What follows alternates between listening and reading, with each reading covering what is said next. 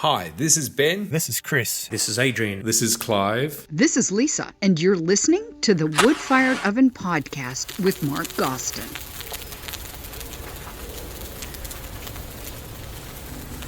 A special thanks to English Heritage for giving me permission to bring my recording equipment and record this episode inside Housesteads Roman Fort at the very edge of what was once the Roman Empire.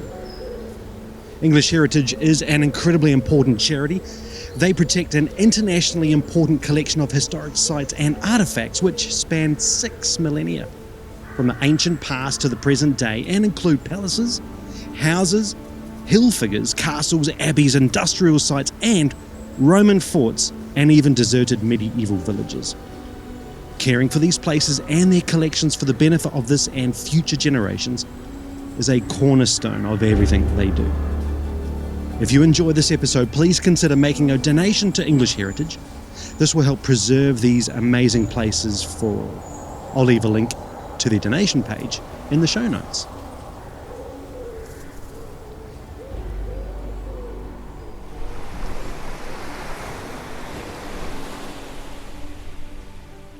It's late August, early September. The year is 55 BC.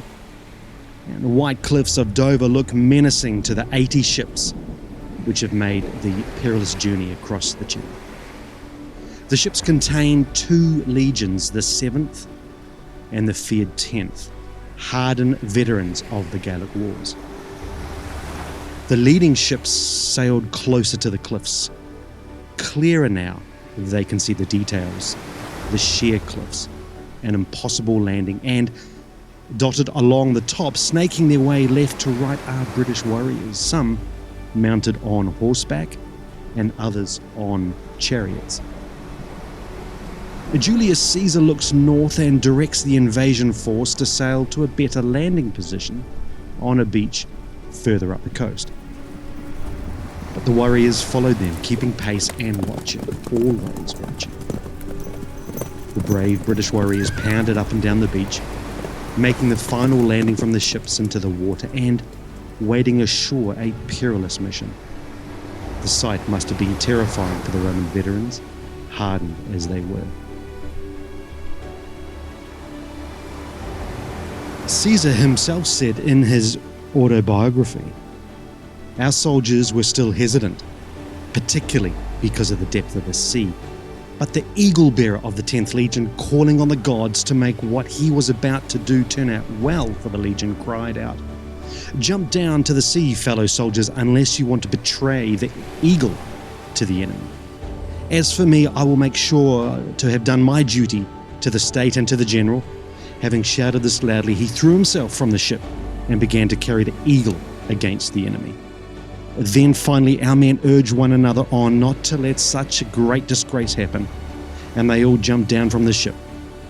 And when those on the nearest ship saw them, they all followed suit and advanced on the enemy. The first Roman attack on British soil had begun.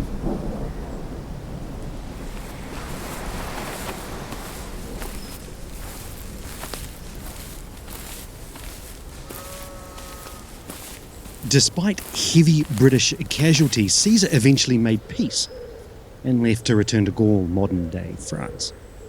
This relative peace lasted about 100 years until around AD 43, when Emperor Claudius finally launched a full-scale invasion.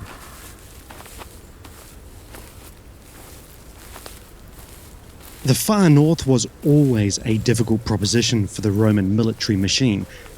A wild country raging with ferocious warriors and eventually diminishing troop levels made keeping the far north they had taken impossible. In AD 122, the Emperor Hadrian visited Britain and ordered the construction of the famous wall which would eventually become the northwest frontier of the Roman Empire. The wall, built to keep the Romans and the barbarians apart, stretched 80 Roman miles, which is about 73 of our miles today, from Bowness on Solway to Wallsend on the River Tyne. Forts were built to house troops, and after about 10 years, it was completed.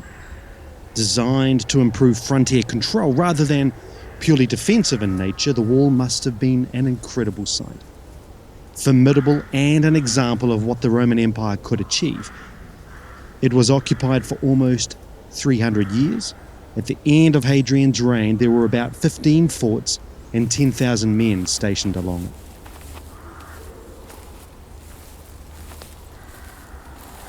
One of the forts, Ver Cuvicium, which means a place of able fighters, or Housesteads Fort, is one of the best preserved Roman forts in Britain.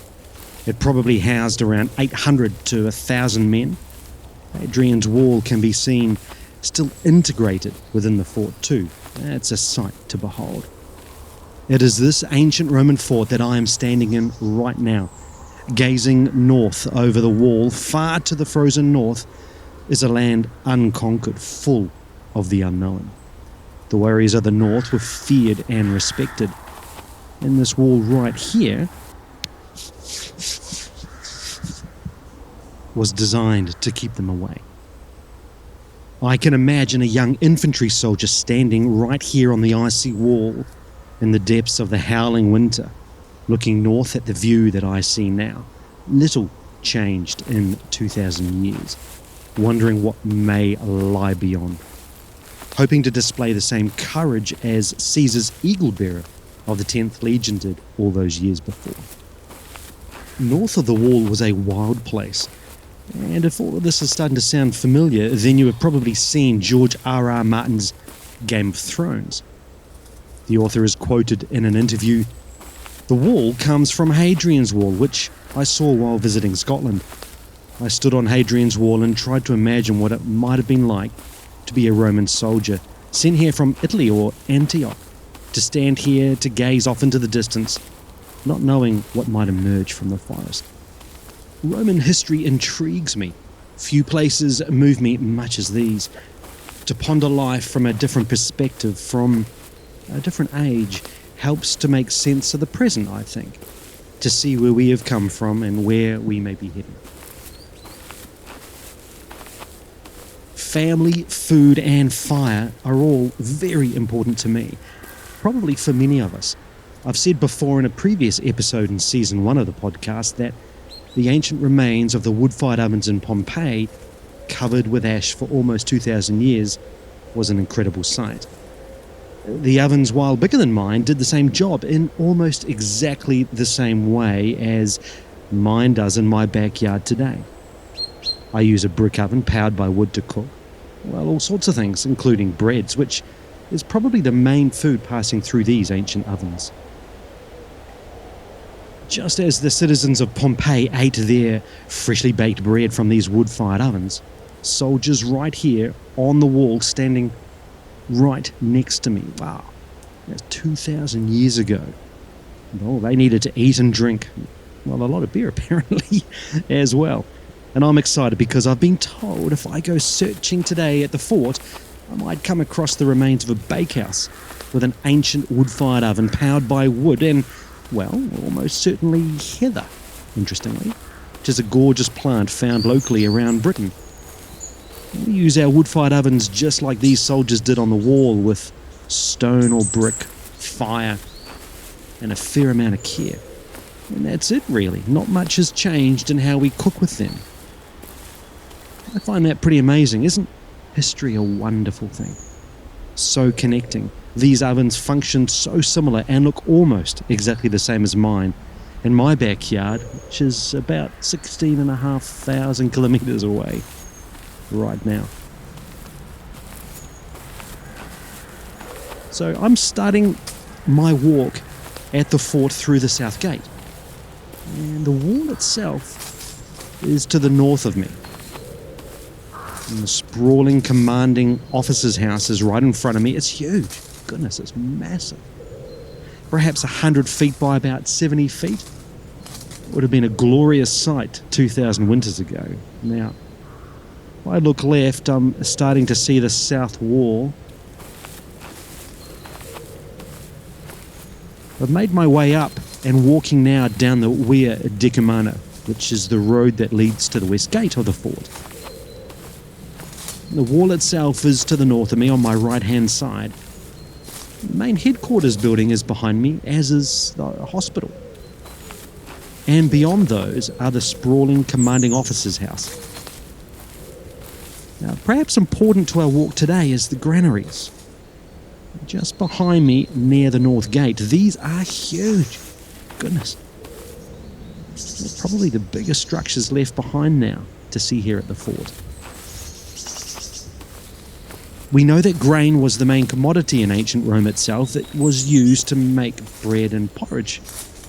The staples, really, of the typical Roman diet. Poorer folk subsisted on a soupy mash made from the grain. We can thank the Roman grain goddess Ceres for giving us the word cereal.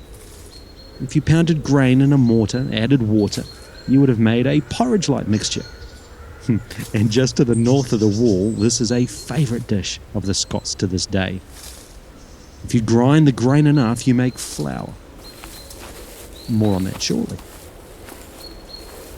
On each side of the road that I'm walking on now were barrack blocks, stretching almost to the western wall. Okay, I can see the western gate now in front of me, and this is the best preserved gate in the fort. Now the bakehouse should be to the left of the gate somewhere. I think that's it. I can see it. Is that the oven floor? Yeah. Yes, it is. I can see the semicircular stonework of the oven wall. Wow, it's huge. It's big. Bigger than I thought, actually. This is amazing. It's right here, right in front of me. Around 2,000 years old. I can make it out. I'm right in front of it now, reaching down and running my hands over the stones.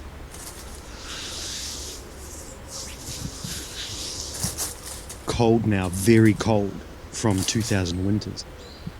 But once hot, and baking bread for the cold and hungry brave men on the wall. There are actually remains here of 2 ovens. Yeah, amazing.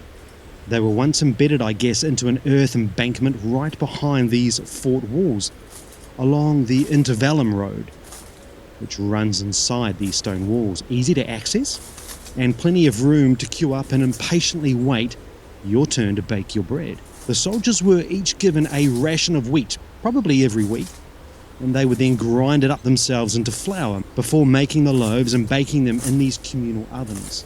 A unit of 8 soldiers was called a contuberni, and it would take about 4 hours every day to grind enough flour for these 8 men. And the soldiers probably took turns to grind the flour and bake bread for this very manageable group size rather than to do it individually. There would have been 1 oven for each century of soldiers commanded by a centurion, and that's 1 oven for each 80 men. And these 2 ovens are right beside a barrack block, so likely they were used every day to feed 160 soldiers. If the fort housed about 800 odd men, that's 10 centuries, or 10 wood-fired ovens in the fort, and that's pretty neat. These 2 here are pretty well preserved. They got pretty fancy with their loaves too, including twisted shapes. Soldiers had a pretty good diet on the wall, especially meat, especially beef. They loved eating beef on the wall. Who wouldn't? Cheese and vegetables were eaten, and they drank beer. Lots and lots of beer. Okay, let's measure it up. Now, I've got a 150 centimetre piece of paracord with me that I've measured up back home. And I'm just going to measure it up now. And the internal diameter, it measures up at about 140 centimetres internal diameter. So yeah, that's a good size. My oven back home is 105 centimetres internal diameter. This one's bigger, and I imagine the dome on this would have been bigger as well. Now the top of the oven isn't here now. It was probably either clay or most likely more of this stonework. I'm not sure. The floor of the oven and the walls, well, they look like the same stone that was excavated to build the wall itself.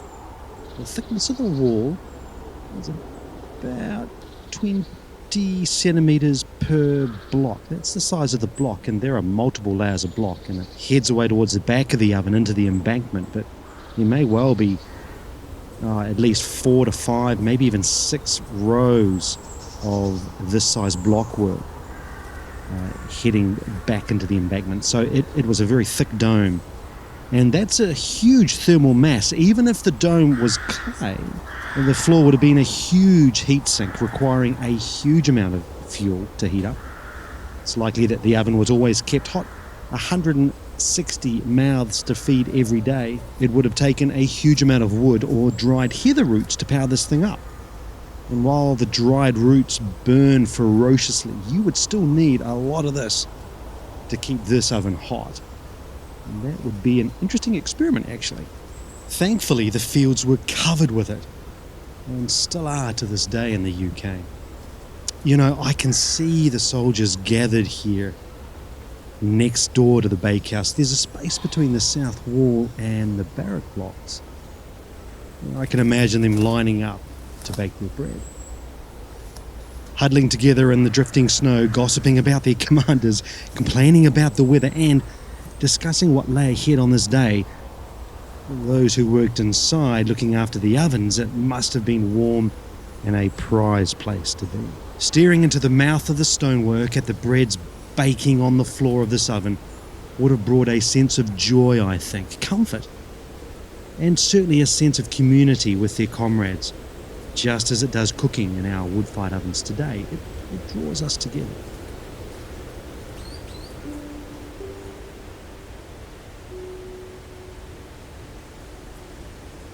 These soldiers had no idea that the fort would still exist in 2,000 years, that we would look at the same view towards the frozen north, that we could also wait in line right here outside their beloved bakehouse, 2,000 winters later, eagerly awaiting for that first crunchy bite. And this is real life too. It's not a movie, it's not a TV series. This stuff actually happened right here. Actually, it's very moving. Literally tens of thousands of loaves of all types of breads and probably other foods too were cooked right here for a period spanning around 200 to 300 years. And the crazy thing is, here I am, from literally the other side of the planet, with a passion for wood-fired ovens, touching and experiencing this too. That's amazing. Thanks again to English Heritage, both for the wonderful work you do caring for these places, which are for all of humanity to experience and learn from. And today, thanks again for permission to stand here while recording this episode on site. Folks, I'm going to do something a little different now. One of the benefits of bringing recording equipment across the world to Britain, aside from recording episodes for my podcast, is I can also record nature and its wonderful ambience. We are all used to seeing pictures and videos of places like these, but as someone who loves sound too, I want to share with you not video or too many pictures, but sound of the landscape. The same sounds these Roman soldiers would have heard as they walked the wall, gazing to the frozen north. What follows, I think, is something a bit special, something different. Enjoy the uninterrupted sound for about 20 minutes. You can relax, close your eyes, imagine what life would have been like gazing towards the frozen north. High up on the wall, eating your ration of fresh bread alone in your thoughts on the very edge, literally, of the Roman Empire. Folks, from this Roman stone wood-fired oven in front of me to yours at home, wherever you are and whenever you listen to this, thanks for listening to the podcast today. It means a lot. Stay safe, have fun, and go cook with fire. But first, take a listen to the wonderful world around us.